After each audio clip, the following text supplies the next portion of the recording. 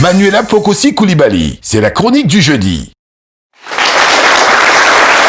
Je l'avais dit à juste titre, Caroline, j'avais pas fini de parler, il y a beaucoup à dire, hein, on n'aurait même pas assez, voilà, on n'aurait même pas assez de temps. Une heure, hein, pour en parler. Et on va absolument, on va revenir à nos stats quand même, on va essayer de détendre un peu l'atmosphère, même si le sujet reste lourd. Hein.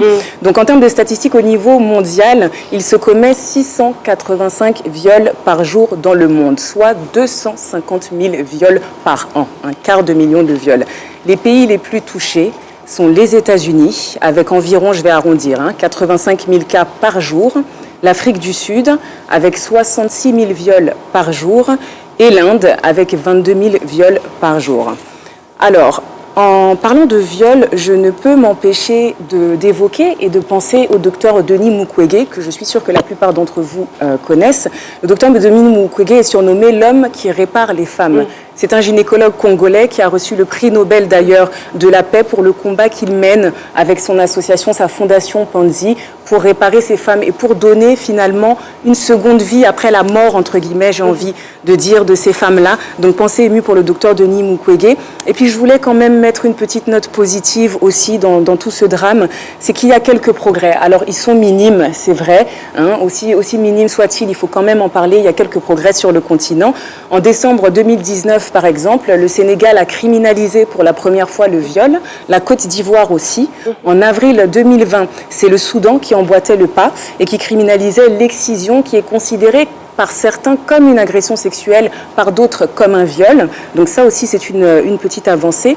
Après 10 ans de fermeture, cette fois-ci, c'est chez nous, en Côte d'Ivoire. La Côte d'Ivoire a rouvert le centre de prévention, d'appui et d'assistance aux victimes de violences sexuelles. Avec l'aide des Nations Unies, ce centre était fermé depuis 2011, donc depuis près de 10 ans, hein, en lieu de la crise post-électorale que nous avons connue.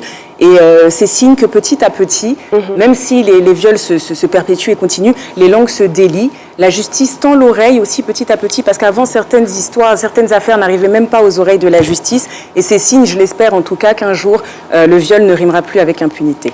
Merci infiniment, Manuela Pokosi. Et je rajoute que pour toutes les victimes, vous avez la possibilité de saisir des associations de défense des droits de l'homme. Le Conseil national des droits de l'homme de Côte d'Ivoire, ils sont à Cocody-Vallon. Nous allons donc vous communiquer les numéros après. Et quand il y a viol, il faut absolument aller à la gendarmerie. Le psychologue l'a dit. Il n'est pas question de faire des règlements à l'amiable. Il faut aller à la gendarmerie, quel que soit l'auteur du viol.